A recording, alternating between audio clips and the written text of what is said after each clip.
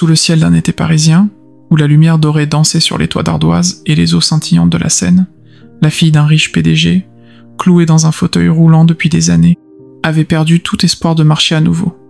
Puis, un humble jardinier murmura « Laissez-moi essayer », et tout changea. Elle essaya, de toutes ses forces. Elle tendit chaque muscle, lutta contre la lourdeur de son corps, mais s'effondra sur le sol dallé d'un jardin cerné de rosiers. La voix de son père, Jean Sinclair, PDG d'une des plus grandes banques de Paris, trembla dans l'air tiède, brisé par un chagrin qu'aucune fortune ne pouvait apaiser. « J'ai tout Paris à mes pieds », murmura-t-il, les yeux fixés sur sa fille, « mais je ne peux lui rendre ses jambes. » Lucien Moreau s'immobilisa au milieu de son jardin, dans une ruelle discrète des Batignolles. La bêche qu'il tenait resta suspendue au-dessus de la terre humide, son ombre dansant sur le sol chauffé par le soleil de juillet. Il la laissa retomber doucement, ses yeux s'assombrissant, alors qu'un nom résonnait dans l'air, porté par le bruissement des platanes et le chant des cigales parisiennes. « Amélie », murmura-t-il, à peine audible. Entouré par l'odeur sucrée des roses et le bourdonnement des abeilles, Lucien avait façonné une vie de silence, loin du tumulte de la capitale et du passé qu'il avait fui. Des années plus tôt, il avait été une étoile montante en neurologie, le plus jeune chercheur à recevoir le prix national pour l'innovation en neurothérapie, réflexe à l'hôpital de la Pitié, Salpêtrière. Ses travaux sur la stimulation neurale tactile, explorant comment le toucher pouvait réveiller des connexions perdues dans le système nerveux, avaient attiré l'attention des plus grands instituts de recherche. On parlait de lui comme d'un pionnier, d'un homme qui redéfinirait la médecine moderne, mais le génie ne sauve pas toujours une vie, pas celle de sa sœur Élise. Une opération, une erreur irréversible, un bistouri qui avait tranché plus que de la chair. Son dernier souffle, dans une salle d'opération froide, avait éteint non seulement sa vie mais aussi celle de Lucien. Il avait abandonné ses recherches, ses ambitions, sa blouse blanche, et s'était évanoui dans l'ombre des ruelles parisiennes, là où les pavés usés et les jardins cachés offraient un refuge. Seule une personne savait encore qui Lucien Moreau avait été, Marie Dubois, une ancienne camarade d'université devenue infirmière, qui avait partagé avec lui des nuits blanches sur des manuels d'anatomie à la Sorbonne. Désormais, elle passait ses journées au chevet d'Amélie Sinclair, dans un manoir du 16e arrondissement. Marie voyait l'esprit de la jeune fille s'étioler, sous le poids stérile des promesses brisées par les meilleurs neurologues de France. Les diagnostics étaient unanimes. Lésion médulaire. Pronostic sombre. Aucune chance de récupération. Pourtant, Marie avait vu autre chose, récemment, dans un square près de la gare Saint-Lazare. Lucien, les mains rugueuses et tachées de terre, avait aidé un jeune garçon boiteux à traverser un champ d'herbes folles, soutenu par des attelles en bois qu'il avait sculptés lui-même, taillés avec une précision presque sacrée. Marie n'avait pas dit grand-chose, juste assez pour planter une graine d'espoir dans le cœur d'un père désespéré. Elle savait mieux que quiconque. Lucien ne guérissait pas avec des machines ou des ordonnances. Il guérissait avec le silence, la patience et ses mains, comme s'il sculptait non seulement le bois, mais l'âme elle-même. Jean Sinclair n'avait pas fermé l'œil depuis des semaines. Dans son bureau aux boiseries sombres, surplombant les champs, Élysée, il relisait les dossiers médicaux d'Amélie. 4 neurologues, 6 mois de thérapie intensive à l'hôpital Necker, des scanners, des électrodes, des traitements expérimentaux. Rien. Les médecins murmuraient désormais qu'elle ne marcherait plus jamais, que son corps était une prison dont elle ne s'échapperait pas. Mais un murmure différent, celui de Marie, changea quelque chose en lui. Il ne pouvait l'expliquer, mais il sentit une étincelle, fragile, presque absurde, dans le chaos de son désespoir.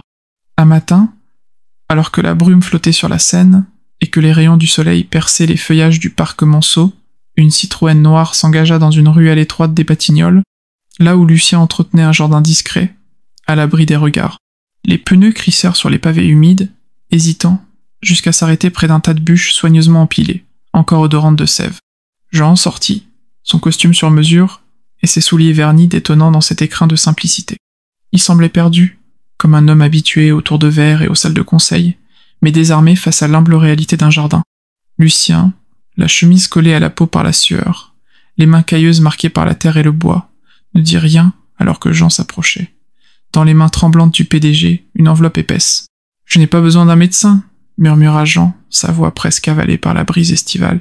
« J'ai besoin de quelqu'un qui croit encore, quand tous les autres s'en vont. » Lucien prit l'enveloppe, la soupesa un instant, puis la rendit. « Je ne suis pas médecin, » répondit-il, essuyant la terre de ses paumes, les yeux baissés sur les roses qu'il venait de tailler. « Je sais, » dit Jean, immobile, son regard fixé sur Lucien. « Mais vous avez aidé un garçon que personne n'attendait. vous avez vu ce que nous avons tous manqué. » Lucien détourna les yeux, son visage crispé. C'était différent. Vraiment ? Jean ouvrit l'enveloppe et en sortit une seule photographie. Il la tendit, sans supplier, mais avec une gravité calme, comme un homme offrant le dernier fragment de son cœur brisé. C'était Amélie, blonde, les yeux pétillants comme la lumière sur la Seine, debout sur le pont Alexandre III, riant face au vent. Une écharpe rouge flottait autour de son cou, ses bras écartés comme des ailes. Ses yeux brûlaient d'une vie farouche, d'une liberté qu'elle semblait avoir toujours connue. Lucien fixa l'image, immobile. Il y vit plus qu'une jeune fille, une intelligence vive, une force indomptable, une âme qui avait dansé avec le vent et qui désormais vivait enchaînée à des jambes inertes et à des cris silencieux. Il déglutit, sa main se crispant sur la sangle usée de son sac d'outils. Sa voix, lorsqu'elle vint, était à peine un souffle porté par le parfum des roses. « Laissez-moi essayer. » Il leva les yeux. Le vent d'été souleva ses cheveux, et pour la première fois depuis des années, une lueur, comme une flamme ravivée, dansait dans son regard. « Je vais essayer, dit-il, la voix s'affermissant. Pas parce que je crois au miracle, mais parce que j'ai été comme elle autrefois. J'ai tout perdu. Et la seule raison pour laquelle je me suis relevé, c'est qu'une personne a choisi de croire en moi quand j'avais abandonné. » Il se tourna, marchant vers sa remise, où des outils anciens et des blocs de bois attendaient dans la lumière tamisée, filtrée par les volets entr'ouverts. Derrière lui, Jean resta figé, regardant l'homme qui venait de devenir la dernière chance de sa fille, s'éloigner dans la brume dorée du matin parisien, les pavés luisant sous ses pas. Le manoir des Sinclair, niché dans une rue calme du 6e arrondissement, était une ode à l'élégance haussmannienne. Façade sculptée, balcon en fer forgé, fenêtres donnant sur des jardins privés, où les roses s'épanouissaient sous le soleil d'été. Mais derrière cette splendeur, il n'y avait aucune chaleur, seulement le vide d'un lieu conçu pour impressionner, non pour guérir. Lucien descendit d'un vieux vélo, ses pneus crissant sur le gravier de l'allée. Il s'arrêta un instant devant la grille en fer forgé, observant la façade imposante. C'était pas un hôpital, mais un mausolée de luxe.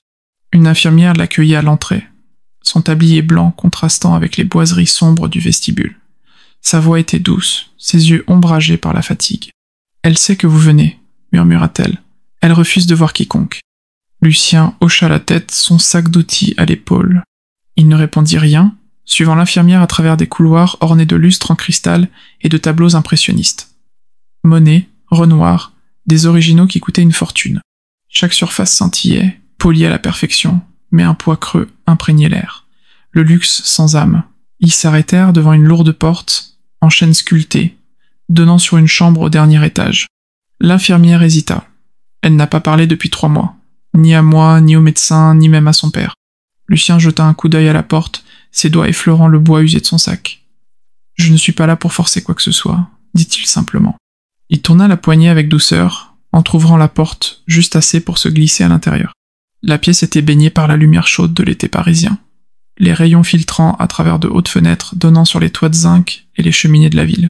Amélie était assise dans un fauteuil roulant à haut dossier, près d'une fenêtre ouverte, son visage à demi détourné, contemplant les passants sur l'avenue en contrebas. Une couverture de lin blanc couvrait ses jambes inertes. Ses cheveux dorés, autrefois éclatants comme le soleil sur la Seine, avaient terni, tombant en mèches molles sur ses épaules affaissées. Elle semblait porter un poids invisible, celui d'une âme qui avait oublié comment se tenir droite. Elle ne tourna pas la tête vers Lucien. Il ne parla pas. Il s'approcha d'une petite table en acajou près du lit, sortit de son sac un bloc de noyer lisse, poli par ses mains, et un couteau à sculpter fin, à la lame brillante comme un éclat de lumière. Il les posa sur la table, le bois cliquant doucement contre le vernis, puis se retourna et sortit sans un mot. Ce soir-là, alors que les ombres des platanes dansaient sur les murs de la chambre, Amélie fixa le bloc de bois. Ses doigts effleurèrent le couteau, hésitant, avant de se retirer brusquement. « Je n'ai pas besoin de jouer, » marmonna-t-elle, sa voix rauque s'adressant plus à la pièce vide qu'à quiconque. Les mots résonnèrent dans le silence, faibles mais lourds, comme un écho de sa propre résignation. Le lendemain matin, le bloc et le couteau étaient toujours là, intacts. Elle les avait pas jetés. Dehors, Lucien travaillait dans le jardin privé du manoir, un écrin de verdure caché derrière les hautes grilles. Ses mains, rugueuses et marquées par des années de labeur, glissaient lentement sur un morceau de bois flotté, ramassé au bord de la Seine. Il sculptait des formes simples, des vagues évoquant le fleuve, des arbres aux branches fines, des plumes légères comme la brise d'été. Chaque geste était délibéré, presque méditatif. comme s'il parlait au bois dans une langue oubliée. Il ne regardait jamais vers la fenêtre d'Amélie, mais elle l'observait, tapie dans l'ombre de sa chambre. Chaque matin, jusqu'aux premières lueurs du crépuscule, elle le voyait tailler, façonner, créer, sans jamais lui adresser la parole, ni reconnaître sa présence. Mais quelque chose dans son calme, dans la constance de ses gestes, la perturbait, éveillant une fissure dans le mur qu'elle avait érigé autour d'elle. Les jours passèrent, l'été parisien enveloppant le manoir d'une chaleur douce et d'odeur de fleurs. Amélie commença à écrire sur des bouts de papier, des questions brèves, hésitantes, griffonnées à la hâte. Pourquoi sculptez-vous? Quel est l'intérêt? Elle les laissait sur la table quand l'infirmière ne regardait pas, glissant les feuillets sous le bloc de bois comme un secret. Lucien ne répondait jamais avec des mots. À la place, il laissait des dessins ou des sculptures en réponse. Une main perçant un enchevêtrement de racines, un oiseau perché sur une branche cassée, une vague s'enroulant autour d'une pierre.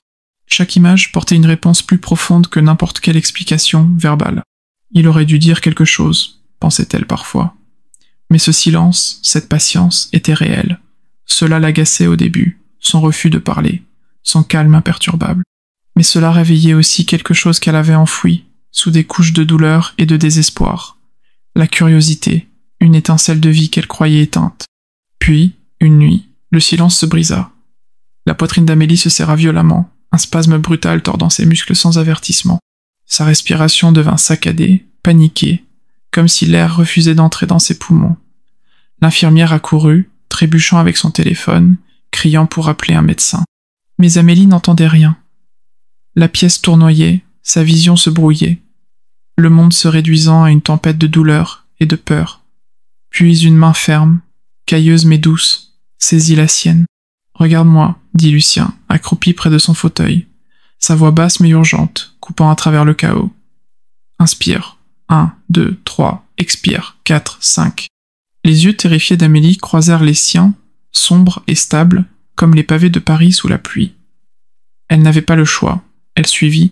Sa voix, rythmée, douce, était un fil dans l'obscurité, la ramenant peu à peu à elle. Les spasmes s'apaisèrent, son corps se relâcha, épuisé, tremblant. Pendant un instant, elle posa sa tête sur l'épaule de Lucien, son souffle encore irrégulier. Sa voix, lorsqu'elle vint, était à peine audible, brisée par l'effort. « Comment saviez-vous quoi faire ?» Lucien resta silencieux un instant, son regard perdu dans la pénombre. Puis, doucement, il répondit « Ma sœur, Élise, avait des crises comme ça, avant de partir. » Il n'ajouta rien, il n'en avait pas besoin. Amélie ne répondit pas, mais sa main resta dans la sienne un instant de plus avant qu'elle ne se retire.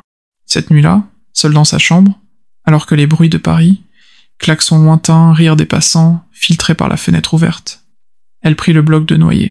Elle le tint longtemps, ses doigts traçant les veines du bois, puis elle le posa sur ses genoux, et pour la première fois depuis des mois, elle sentit quelque chose remuer, pas dans ses jambes, mais dans son esprit.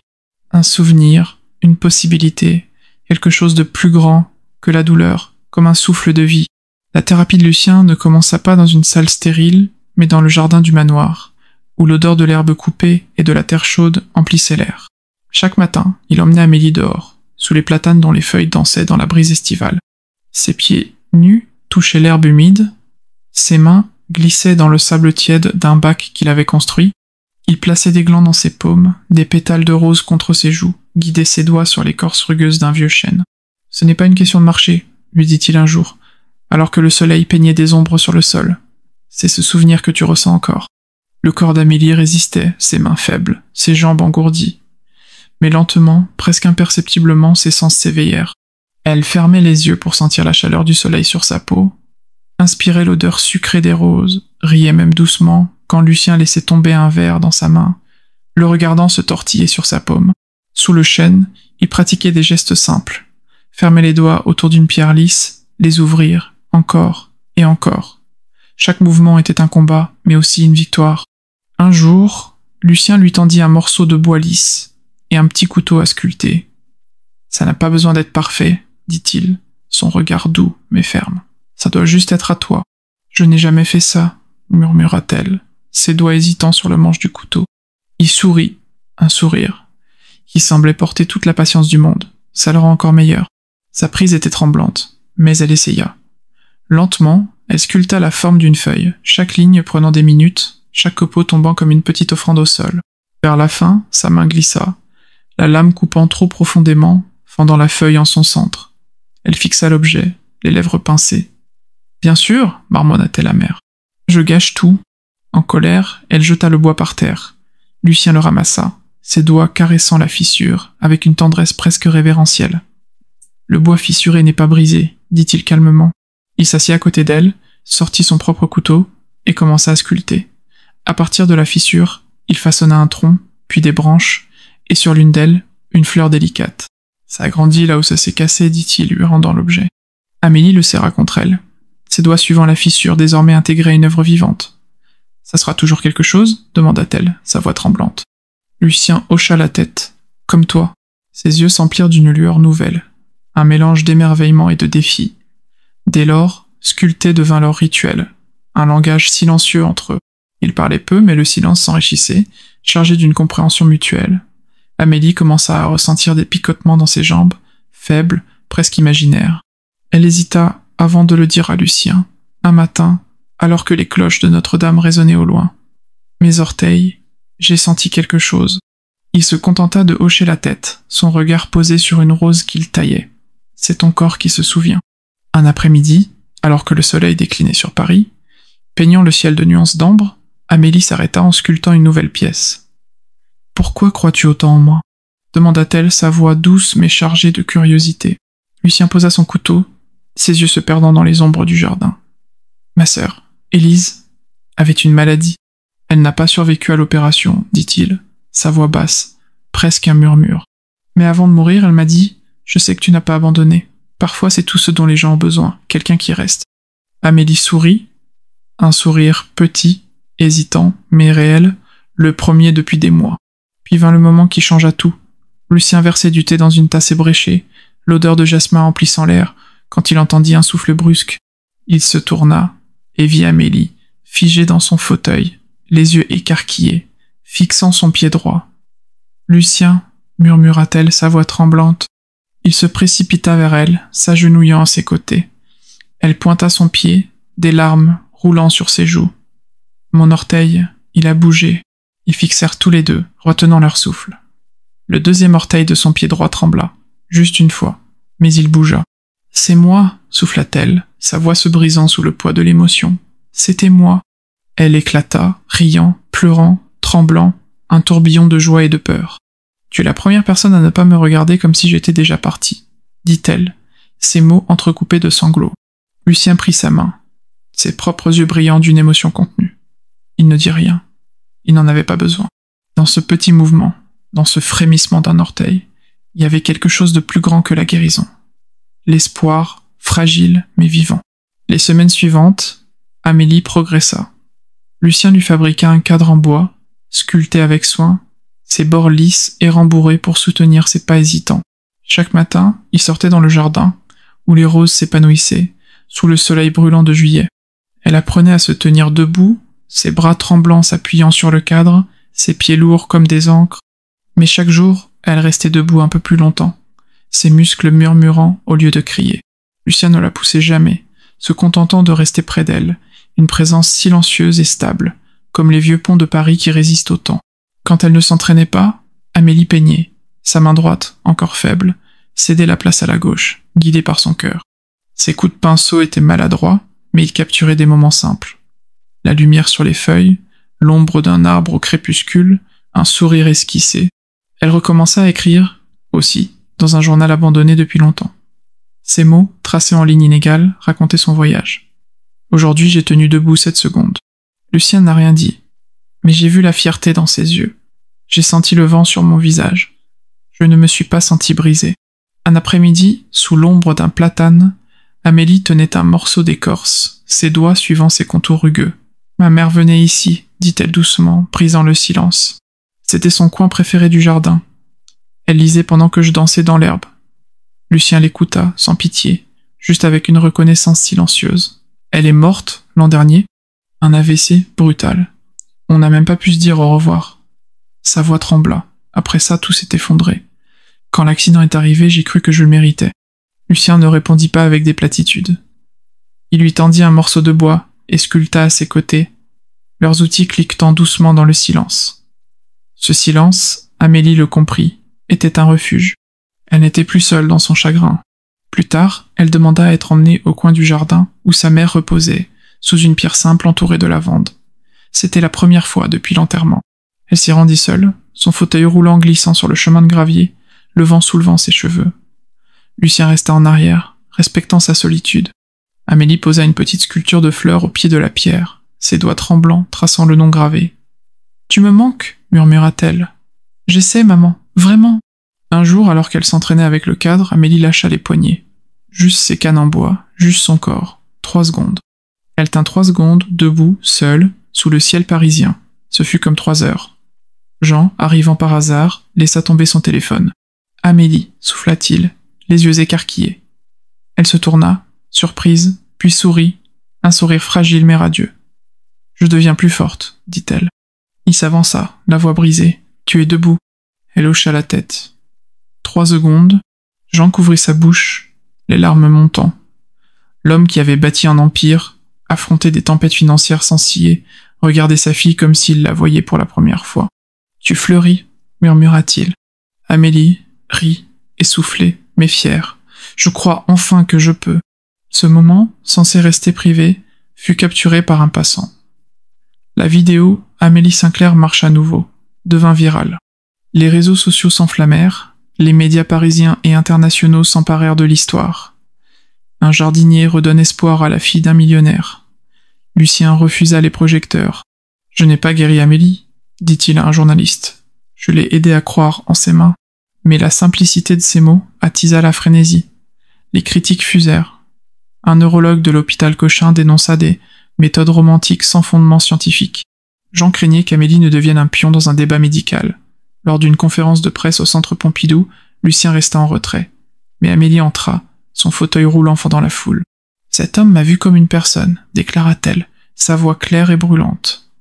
Il m'a demandé « Veux-tu continuer ?» Cette question a sauvé ma vie. Jean, les larmes aux yeux, applaudit. La salle suivit. Ce n'était plus une controverse, mais l'histoire d'une jeune femme retrouvant sa voix. Lucien partit, craignant que l'attention ne nuise à Amélie. Elle le rappela avec un panneau en bois gravé « J'ai besoin de mon jardinier ». Ils se retrouvèrent sous le platane. Lucien s'agenouilla, offrant une bague en bois gravée. « L'espoir pousse ici. Tu n'es pas ce que j'ai réparé, dit-il. Tu m'as ramené à la vie. Veux-tu m'épouser ?» Amélie, en larmes, accepta. « Tu es arrivée juste à temps pour marcher avec moi. » 1 an plus tard, Amélie marchait, lentement, sans toujours besoin du cadre. Elle enseignait aux enfants à sculpter dans le jardin, leur apprenant que chaque entaille raconte une histoire. Lucien créa le Bosquet, un jardin sensoriel où les patients reconnectaient avec leurs sens. Leur maison, près de l'atelier, sentait le bois et le thé. Chaque soir, sous les étoiles parisiennes, il s'asseyait sur le porche, entouré de lucioles. « Personne ne croyait que je marcherais », murmura Amélie, la tête sur l'épaule de Lucien. « Sauf toi. »« Je n'ai pas cru en toi, » répondit-il. « J'ai vu ce que tu avais peur de regarder. » Leur histoire, née d'un murmure, prouve que la guérison pousse dans les jardins, le bois sculpté, les silences partagés.